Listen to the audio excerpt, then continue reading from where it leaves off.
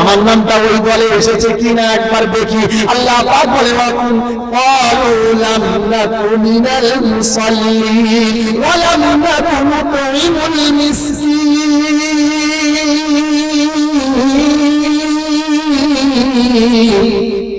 দ্বিতীয় নাম্বার কারণ হলো আমি মিসকিনকে দেখতে পারতাম না, মিসকিন সামনে আসলে দূর দূর করে তাড়িয়ে দিতাম, মিসকিনকে আমি একদম পছন্দ করতাম না, মিসকিন আমার সামনে আসলে চোখ জ্বলে যেত, আমি কাউকে খানা খাওয়াতাম না, মিসকিনকে খানা খাওয়াতাম না, মিসকিনকে খানা খাওয়াতে উৎসাহিত করতাম না।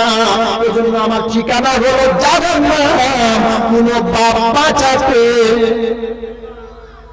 তিন নাম্বার কারণ হলো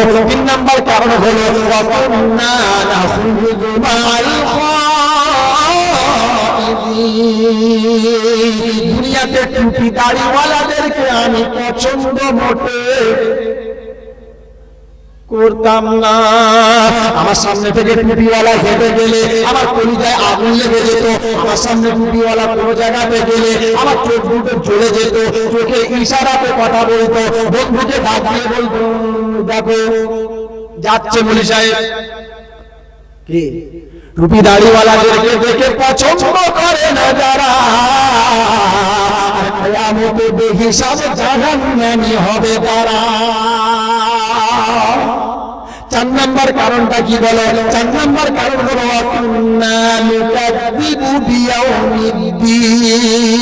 কিয়ামতের দিনটাকে বিশ্বাস করতো না যারা,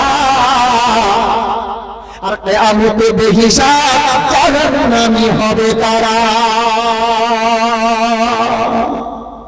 কিয়ামতের দিনকে বিশ্বাস করি আমরা? সবাই করি ইনশাআল্লাহ। ইনশাআল্লাহ কিয়ামতের দিন যদি আমি আর আপনি বিশ্বাস করতাম, রমজান মাসে কজন রোজা ভাঙলাম বলেন দেখি একবার? একজনে কেউ হাত তুলবে না। কিয়ামতের দিনকে যদি আমরা বিশ্বাস করতাম, তাহলে কি প্রতি সপ্তাহে শুক্রবারে, বুধবারে, বৃহস্পতিবারে গিয়ে আমরা সেলুনে গিয়ে দাড়ি কাটতাম? কিয়ামতের দিনটাকে যদি আমরা বিশ্বাস করতাম, তাহলে বাপ বুড়ো হয়ে গেলে সংসার থেকে আলাদা করে দিতাম? এই সোনার বন্ধুরা বলে, বুকে হাত দিয়ে চিন্তা করে, কিয়ামতের দিনটাকে যদি আমরা মানতাম, তাহলে গরিবের মেয়েকে বিয়ের সময় শ্বশুরের গলায় গামছা দিয়ে শুয়োরের পায়খানাটাকে চেয়ে নিতাম। আপনাদের এখানে নয়, আপনাদের এখানে সব আল্লাহর ওলি, তাই তো নাকি? হ্যাঁ, আপনাদের এখানে নয়, আমাদের ওই আছে। কি চলে এখানে? হ্যাঁ, সব বলাস করেছে। সোনার বন্ধু আল্লাহওয়ালা ভাইরা, এই ভাইরাস সব জায়গায় আছে, আর এই ভাইরাস যত জায়গাতে থাকবে, আমি একটা কথা আজকে বড় কথা বলে যাচ্ছি, শুনে নেন। সুদ, ঘুষ, বন্ধন দেনা, আপনার কি বলে ওই শ্বশুরের গলায় গামছা দিয়ে মাল নেওয়া, এই মালগুলো যে জায়গাতে থাকবে, এই সব জায়গাতে খোদার রহমত জীবনে কোনোদিন আসবে না। আর যতদিন এই মালগুলো থাকবে, ততদিন পর্যন্ত আল্লাহ পাক বলে সারা জীবন আমল করবি, কিন্তু আমি আল্লাহ বললাম কোন আমল কবুল হবে না। বুঝুন নমুনা, কারণ নমুনা ছাড়া তো আমি কথা বলি না, এটা আমার পেশা।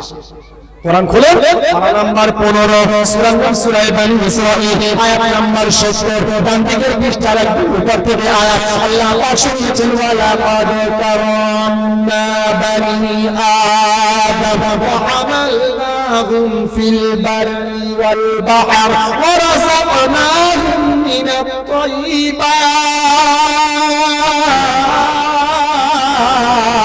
ওয়া ফাদদালনাহুম আলা কাসীরিন মিম্মান খালাকনা তাফসীলা। আদমের বেটা তোমরা শোনো। কারা শুনবে? কারা শুনবে? আদমের বেটা। কার বেটা? আমরা আদমের বেটা তো নাকি? হ্যাঁ, সবাই মাশাআল্লাহ। তাহলে আমরা দুনিয়াতে আদম আলাইহিস সালামের পরে যতজন দুনিয়াতে আজ পর্যন্ত এসেছে, সবাই আমরা, আমাদের সকলের পিতা হলো আদম আলাইহিস সালাম। এটা হলেন আমাদের সবথেকে প্রথম পিতা। আর আমাদের জাতির পিতার নাম কি? আলেম ওলামা কেউ বলবেন না, আপনারা বলেন দেখি। মাশাআল্লাহ। তাহলে আমাদের জাতির পিতা হলো ইব্রাহিম আলাইহিস সালাম, আর আমাদের সকলের পিতা হলো আদম আলাইহিস সালাম, আরেকজন আছে যেটাকে বলা হয় আদমে সানি, সেটা হলো হযরতে নূহ আলাইহিস সালাতু ওয়াস সালাম। যখন এই দুনিয়াতে পুরো প্লাবন দিয়ে আল্লাহ পাক পুরো ধ্বংস করে দিয়েছিলেন, দুনিয়াতে কেউ ছিল না, মাত্র 80 থেকে 82 জন লোক ছিল। আবার ওখান থেকে আল্লাহ আবার দুনিয়া আবার আগে বাড়ালেন। তো এই জন্য হযরত নূহ আলাইহিস সালাতু ওয়াস সালামকে বলা হয় আদমে সানি। মনে রাখবেন এগুলো। তাহলে আল্লাহ পাক ডাক দিচ্ছেন কি বলে, ওয়ালাকাদ কাররামনা বানি আদম, আদমের ব্যাপার তোমরা শোনো, ওয়া আমারনাহুম ফিল বাররি ওয়াল বাহর, জলে বাদশাহী তোমার হবে, স্থলে বাদশাহী তোমার হবে, জঙ্গলে বাদশাহী তোমার হবে, তামাম পৃথিবীতে বাদশাহী শুধু তোমার হবে, আর কেউ রাজত্ব করতে পারবে না। তবে সম্মান যেটা দিলাম, এই সম্মানটা যেন তুমি নষ্ট করে, জোরে বলো, দিও না। এটা নষ্ট কি করে হবে, এটাই তো এখনো বুঝতে পারলাম না। আল্লাহ পাক বলে ওয়ারাযাকনাহুম মিনাত তাইয়্যিবাত, রিজিকটা যেন এই জায়গাতে আরাম কোনোদিন হবে না। চলে গেলে কোনো আমল কবুল হবে না। সারা জীবন নামাজ পড়বে, বন্ধনের টাকা নিয়ে ঘরে খাবে। কিসের টাকা? বন্ধন থেকে টাকা নেবে, শ্বশুরের গলায় গামছা দিয়ে টাকা নেবে, সুদে মাল টাকা খাটাবে, ঘুষ দেওয়ার চামড় করে খাবে, সব নম্বর মালগুলো খাবে। আর মসজিদে গিয়ে দোয়া করতে বলতে পারবে না, ফেরেশতা বলছে হারাম খোরা জলাস না, অনেক জ্বালিয়েছে, এবার পালাও। ওজন আল্লাহ পাক বলে ওয়ারাযাকনাহুম মিনাত তাইয়্যিবাত, রিজিকটা যেন তোমার হারাম হবে না, হালাল রিজিক ভক্ষণ করবে। হারাম রিজিক যদি এই জায়গাতে চলে যায়, তাহলে কোনো সম্মান তোমার কাছে আর থাকবে না। এই সোনাচ্চাঁদ বন্ধু, আল্লাহওয়ালা ভাইয়েরা, আমার সোনাচ্চাঁদ মায়েরা, বোনেরা, একটু ভালো করে মন খুলে শুনে নেন। আল্লাহ পাক শুনিয়ে দিয়েছে হাদিস, তুমি যদি একবার নয়, দুবার নয়, 70 বার যদি তুমি আমার কাছে দোয়া করো, আমি আল্লাহ শুনিয়ে দিলাম তোমার দোয়া কবুল হবে না। হাত্তা আতানাল ইয়াকিন ফামা শাফাআতুশ শাফিঈন। হাবিব, তুমি ওদের জন্য দোয়া করবে, ফামা তানফাউহুম শাফাআতুশ শাফিঈন, তুমি তাদের জন্য সুপারিশ করবে, শাফাআত করবে, আমি আল্লাহ তোমার শাফাআত কবুল করব না। তাহলে কটা বললাম কাদের শাফাআত কবুল হবে না? কজনার? ওয়াই আপনারা যে কজন আছেন জলসা শুনবেন, একটু কথা বলেন, শুনবেন? যদি আপনারা জলসা শুনেন, কোরআন ভালোবাসেন, সামনে চলে আসেন, সামনে চলে আসেন। কারণ এই জলসা কমিটি পুরো বরবাদ করে দিয়েছে। এখন খাবার দিলে আর লোক থাকে? মুসলমান খাওয়াই, মানে কি বলবো, আর ও খাওয়া পেলে আর কোনো কাজ নাই, জলসা বলসা কোনো কিচ্ছু নাই, খাওয়া হলে ব্যাস শেষ, খেল খতম। আসেন ভাই, একটু সামনের দিকে চলে আসেন, তাহলে আমারও কোরআন বলতে সুবিধা হবে। আসুন আসুন, একটু সামনের দিকে আসেন না ভাই, দয়া করে একটু ওঠো না। আরে হযরতে উমর কোরআনের জন্য একটু আগে বেড়েছিল, আল্লাহ তাকে নবীর মর্যাদা দিয়ে দিয়েছিল। রাসূল বলেন লাউ কানা নাবিয়্যান বা'দি লাকানা উমর, আমার পরে কেউ নবী হলে মর্যাদা উমর রাখে, আর কেউ রাখে না। কেন? উমর কোরআনের জন্য একটু আগে বেড়েছিল। আপনি কোরআনের মহব্বতকে আগে মারেন না রে ভাই, আল্লাহ হিদায়াত অবশ্যই দেবে ইনশাআল্লাহ। জান্নাতের বাগানে বসে যদি আমরা জান্নাতটাকে নিজের মতন করে জায়গাগুলো করে না নিতে পারি, তাহলে আমি আর আপনি কি রে ভাই, এতবার করে বলে কি লাভ? আল্লাহ পাক রব্বুল আলামিন শুনিয়েছেন, ইস্তাগফিরু লাহুম আও লা তাস্তাগফির লাহুম ইন তাস্তাগফির লাহুম 70 মাররা ফালান ইয়াগফিরাল্লাহু লাহুম। হাবিব, ওদের ওদের জন্য আমি আল্লাহ আমার কাছে হাত তুলো না, ওদের জন্য আমার কাছে ইস্তেগফার করো না। ওরা তো ইহুদি হয়ে গেছে, ওরা তোমার কলমা মানতে পারলো না, ওরা কোরআনটা মেনে নিতে পারলো না। ওরা যদি কোরআনটা মেনে নিত তাহলে আমি আর চিন্তা করতে হতো না, কিন্তু কোরআনটা মানতে পারলো না। ওরা কোরআন মানতে পারলো না, কলমা করতে পারলো না, আমাকে নবী বলে মানতে পারলো না। রাসূলকে মেনেছিল, এতটা আমল করে নিয়েছিল, নিজের ছেলেকে বেশি ভালোবেসেছিল, সব কিছুর থেকে আমার রাসূলকে বেশি ভালোবেসেছিল। কিন্তু খালি ভুল একটাই ছিল, আমার রাসূলের হাতে হাত দিয়ে কলমা পড়ে নিল না।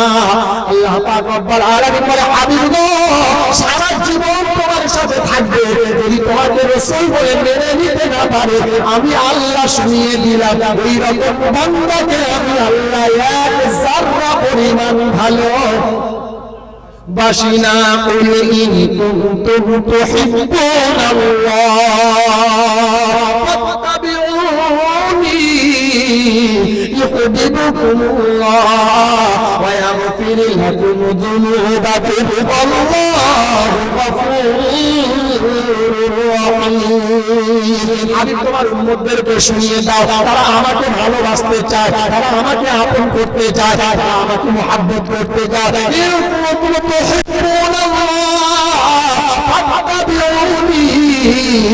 তারা যেন তোমার অনুসরণটা করে নেয়, কি করে? তোমার ইত্তেবা করে, তাই তো নাকি? রাসূলের ইত্তেবাটা কি বলো? রাসূল যেমন চলেছিল, রাসূল যেমন খেয়েছিল, রাসূল যেমন কথা বলেছিল, রাসূল যেমন চলেছিল, রাসূল যেমন চাষবাস চাকরি করেছিল, ওরা বলে ওয়া মা আতাকুমুর রাসূলু ফাখুযুহু ওয়া মা নাহাকুম আনহু ফান্তাহু ওয়াত্তাকুল্লাহ। নাম্বার 28 সূরা হাশর পৃষ্ঠা নাম্বার 5 লাইন নাম্বার 7 সূরা হাশর। আল্লাহ পাক রব্বুল আলামিন শুনিয়েছেন, ওয়া মা আতাকুমুর রাসূলু ফাখুযুহু। আল্লাহ তোমাদের কাছে যেমন ভাবে চলেছে, যেমন কথা বলেছে, যেমন চাষবাস চাকরি করেছে, যেটা তোমাদেরকে করতে বলেছে, যেটা তোমাদেরকে করতে বলেছে, যেটা তোমাদেরকে করে দেখিয়েছে, ওটাকে তোমরা সুন্দরভাবে মেনে নাও। ওয়া মা নাহাকুম আনহু ফান্তাহু ওয়াত্তাকুল্লাহ। আর আমার নবী যেটা অস্বীকার করেছে, আমার নবী যেটা মানা করেছে, আমার রাসূল যেটা অপছন্দ করেছে, ও আমলগুলো তওবা করে ছেড়ে দাও। যদি ও আমলগুলো মেনে নাও আমি আল্লাহ শুনিয়ে দিলাম, ও আমলগুলো মিজানের পাল্লাতে তুলে ওজন করেও দেখবো না। বলে নমুনা বলো। বিসমিল্লাহ বলে কোরআনটা একবার খোলো, পারা নাম্বার 16 পৃষ্ঠা নাম্বার 3 লাইন নাম্বার 8 সূরার নাম সূরা কাহাফ একেবারে শেষের দিকে আয়াত। আল্লাহ পাক বলেন, উলাইকাল্লাযীনা কাফারু বিআয়াতি রাব্বিহিম ওয়া লিকাইহি ফাহাবিতাত আ'মালুহুম ফালা নুকিমু লাহুম ইয়াওমাল কিয়ামাতি ওয়াজনা। আল্লাহ পাক রব্বুল আলামিন বলেন, উলাইকাল্লাযীনা কাফারু বিআয়াতি রাব্বিহিম। আমার রাসূল তোমাদেরকে যেটা অস্বীকার করেছিল, আমার রাসূল যেটা অপছন্দ করেছিল, ওই আমলগুলো যেন তোমরা করবে না, ওই কাজগুলো যেন তোমরা করবে না, ওই কথাগুলো যেন তোমরা মানবে না। আমার সাহাবা যেগুলো মানা করেছিল, আমার সাহাবারা যেগুলো করে নাই, আমার সাহাবারা যেগুলো ছেড়ে দিয়েছিল, ওগুলোকে তোমরা তওবা করে ছেড়ে দাও।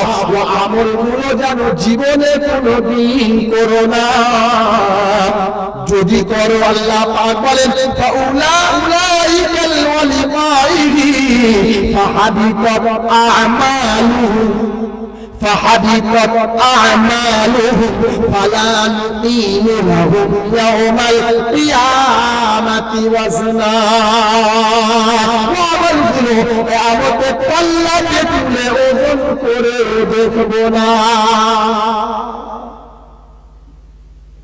এবার আপনাদেরকে বলি, আমরা নামাজ পড়ি তো কম বেশি সবাই পড়ি।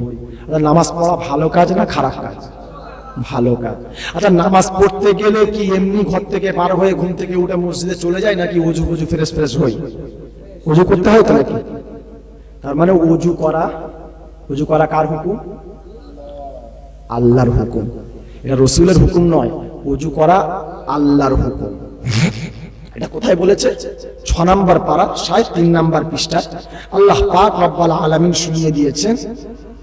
6 নম্বর পারার মধ্যে আল্লাহ পাক রব্বুল আলামিন শুনিয়েছেন, ইয়া আইয়ুহাল্লাযীনা আমানু ইযা কুমতুম ইলাস সালাত ফাগসিলু উজুহাকুম ওয়া আইদিয়াকুম।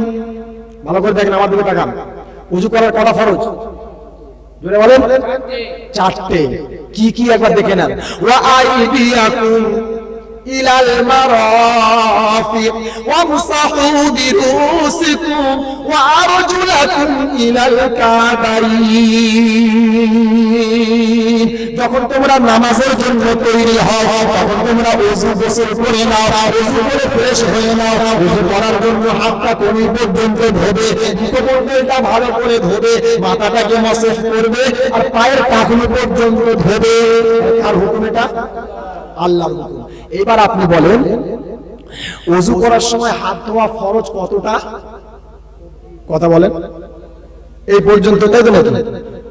কোন পর্যন্ত? এখন আমি চিন্তা করেছি ঠান্ডার সময় মসজিদে গিজার লাগানো আছে, এই পর্যন্ত ধোবো, নেকি হবে নাকি? সওয়াব হবে তো নাকি? কথা বলেন। হবে না? ভালো কাজ হবে না?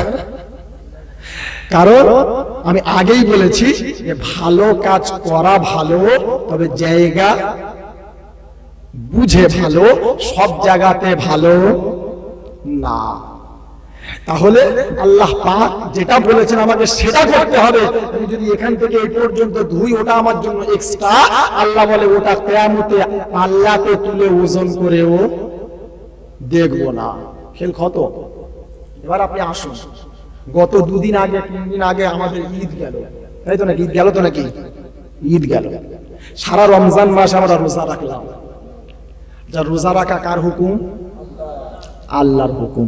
রোজা রাখলে লাভ কি হয়? আমি আপনাকে হাদিস শুনিয়েছি। কি?